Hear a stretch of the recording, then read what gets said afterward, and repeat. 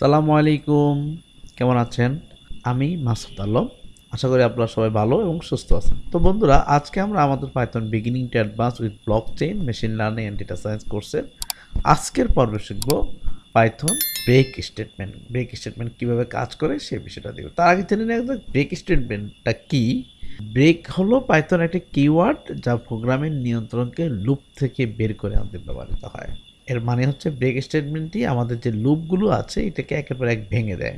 Nested লুপের ক্ষেত্রে এটি প্রথমে ভিতরের লুপটিকে ভেঙে দেয়, তারপরে বাইরের লুপে চলে যায়। অন্যথায় আমরা বলতে পারি যে ব্রেক ব্যবহার করা হয় প্রোগ্রামের বর্তমান এক্সিকিউশন বাতিল করতে এবং প্রোগ্রামের নিয়ন্ত্রণ লুপের বাইরে পরের লাইনে নিয়ে যেতে আমরা ব্রেকটাকে ব্যবহার করতে পারি। ব্রেক স্টেটমেন্ট সাধারণত এমন ক্ষেত্রে ব্যবহৃত হয় যেখানে আমাদের প্রদত্ত কন্ডিশনের জন্য লুপ ভাঙতে হবে। তো চলুন সিম্পল একটা ফার্স্ট কোড করি। সে আমি বলতে পারি এরকম একটা লিস্ট আছে আমার, বা কান্ট্রিজ আছে। কান্ট্রিজ আমি বললাম হচ্ছে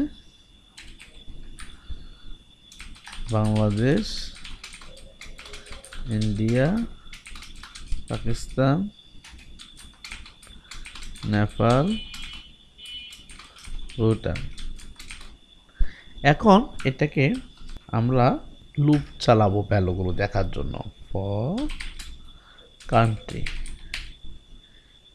ইংলিশ কান্ট্রিজ হয়ে গেল। তো এখন আমি বল ইফ কোনো কারণে আমার কান্ট্রিটা যদি পাকিস্তান হয়,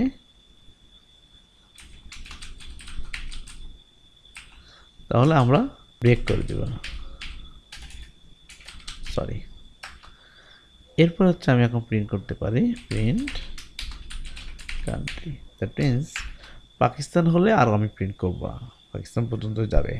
হ্যাঁ, সো আমার এখানে প্রিন্ট করা উচিত হচ্ছে বাংলাদেশ, ইন্ডিয়া, পাকিস্তান প্রিন্ট করবে না। তো এখন আমরা এটা রান করি, লক্ষ্য করবেন বাংলাদেশ, ইন্ডিয়া শুধু প্রিন্ট করছে। আমি যদি এখানে বলতাম আমি নেপাল হলে আমি এক্সিকিউশনটা অফ করে দিব, ব্রেক করে দিব। এই যে বাংলাদেশ, ইন্ডিয়া, পাকিস্তান আসছে, নেপালের সময় আমাদের এক্সিকিউশনটা স্টপ হয়ে গেছে।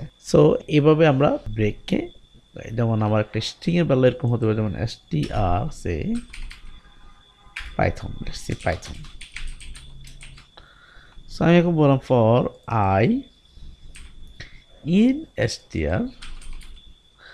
তো আমি বললাম যদি আই এর মানটা কোনো কারণে ও হয়, তাহলে আমি এক্সিকিউশন অফ করে দেব প্রিন্ট আই। দ্যাট মিনস আমার পাইথনের পাইথ পর্যন্ত PYTH এতটুকু প্রিন্ট করবে, ও যখন আসবে তখন এটা এক্সিকিউশনটা স্টপ হয়ে যাবে। এই যে পাইথ, ঠিক আছে। এইভাবে আমরা প্রোগ্রাম ফ্লোটাকেও কন্ট্রোল করতে পারলাম। আবার যদি উদাহরণ দিই হোয়াইল লুপ দিয়ে কীভাবে কাজ করে এটাকে, তো লেটস সি আমার আইজগুলো হচ্ছে 0। ওকে, হোয়াইলটাকে একটা পার্মানেন্ট ট্রু করে দিলাম। আমি এই ট্রু ভ্যালুটাকে প্রিন্ট করলাম, আয়ের মানটাকে আমি প্রিন্ট করলাম, এবং ইন ডে আমি আপাতত কোনো কিছু রাখলাম না। ওকে, তো এখন আইকে কী করলাম, আই ইকুয়ালটা হচ্ছে I plus 1। If I equal to যদি হয় কোনো কারণে 10, তখন ব্রেক। এখন লক্ষ্য করেন কি হচ্ছে, তাহলে প্রত্যেকবার আয়ের মানটা বাড়বে এবং প্রিন্ট করবে 1 2 3 4, বা আমি 10 পর্যন্ত, তাহলে 11 হলে ব্রেক করে দেবো, আর প্রোগ্রাম ফ্লোটাকে আমি আর রাখবো না। আমি এখানে ফাইনালি এই হোয়াইল থেকে বের হয়ে বলবো প্রিন্ট ডান। ওকে, তখন আমরা রান করি, এটা দেখেন 1 থেকে 10 দেন হচ্ছে ডান। আবার যদি এটাকে উল্টো দিক থেকে করতাম, চেসে ব্যাপারটা দিয়ে এরকম হতো, Ctrl+3 দেই, এটা থাকুক। এখন আমরা এইভাবে বলতে পারি যে 10 থেকে 1 পর্যন্ত ফাইল, আমরা বলতে পারি file I is greater than 0। ওকে, যতক্ষণ পর্যন্ত আয়ের মান 0 থেকে বেশি থাকবে। তো আমি আই ইকুয়াল টু হচ্ছে দিলাম 10, তার 0 থেকে বেশি আছে। এখন আমি বলতে পারি প্রিন্ট আই। ওকে, এখন বলো if I is equal to যদি হয় 1 হলো, তখন কি হবে, এখানে দেন হচ্ছে আমি কি করবো ব্রেক, তারপর আই মাইনাস ইকুয়াল 1, হ্যাঁ, মানে আই মান 1 করে আমরা কমাতে থাকলাম। তো এখানে কি হল আলটিমেটলি আই কি 0 10 চেয়ে বড়, হ্যাঁ কথা সত্য, 10 কে প্রিন্ট করো। আই মানে এখন 1 নো, তো এখানে যাবে না, আই 1 কমবে 9 হবে, আবার চলবে, যাবে না, যখন আই মান 1 হয়ে যাবে তখন প্রোগ্রামটা এই 10 থেকে 1 পর্যন্ত প্রিন্ট করো। একাধিক লুপে হলে কি করতেন আপনি, এই ব্রেক স্টেটমেন্টটা কিভাবে ব্যবহার করবেন? প্রথম হচ্ছে এটা ভিতরে ব্রেকটা করে, যদি এখানে এরপরে আমি এই ধরনের উদাহরণ আসতেছি। তো প্রথমে চলুন break statement multiple while loop, মানে হোয়াইলের ভিতর হোয়াইল হলে কিভাবে কাজ করে ব্রেক স্টেটমেন্টটা। সি আমার একটা ভ্যালু আছে n ইকুয়াল হচ্ছে 2, মানে 2 এর নামটা আমি একটা, যে ভ্যালুটা দিবে 2 এর 1 করে বাড়াবো, 3 দিবে, 4 দিবে, যে n এর সাথে আমি যোগ করে করে ওই নামটাটা তাকে প্রদর্শন করব। গুড, তাহলে n আমি শুরু করলাম 2 এর নামটা দিয়ে, আমি এখন বললাম হোয়াইল 1 চলুক, তাহলে হচ্ছে আমি বললাম i ইকুয়াল হচ্ছে সরি i ইকুয়াল হচ্ছে 1, দেন হচ্ছে আমি বললাম হোয়াইল আবার i যতক্ষণ পর্যন্ত লেস অর ইকুয়াল 10 না হয়, মানে 10 পর্যন্ত, 10 10 100, 5 10 50 এভাবে তো প্রিন্ট করে, তাই না? 10 না হচ্ছে ততক্ষণ পর্যন্ত i ইকুয়াল হচ্ছে i, তাহলে আমি কী করবো প্রিন্ট করি একটা প্রিন্ট, প্রথম তো 2 এর নাম তো বলেই দিবে n ইকুয়াল টু 2, তো প্রিন্টটা কী করবো সেটা আমি বলে দিই, 2 এর নামটা percentage d x percentage d is equal to percentage d slash n, মানে নিউ লাইন নিবে এবং পার্সেন্টেজ ওই ভ্যালুগুলো প্রথম পার্সেন্টেজ d এর জন্য পার্সেন্টেজের পরে একটা ই নিব ভ্যালু নিব, প্রথম d এর জন্য পার্সেন্টেজ d এর জন্য একটা nটাকে নিব, 2 এর নামটা করো, সেকেন্ডটার জন্য i এর মানটা নিব এবং ফাইনাল রেজাল্টের জন্য দিব n স্টার i, এভাবে আমি সাজালাম, রাইট? এখন আমি i এর মানটা 1 করে বাড়াবো, i ইকুয়াল হচ্ছে i প্লাস 1, এখন আমি বলবো চয়েসটা এখানে থাকবে আমার, এটা তো চলতে থাকবে যতক্ষণ তো আমার i এর মানটা less or equal, so i 1 1 করে বাড়তে বাড়তে 10 হয়ে যাবে। এখন আমি ওকে আবার বলবো চয়েস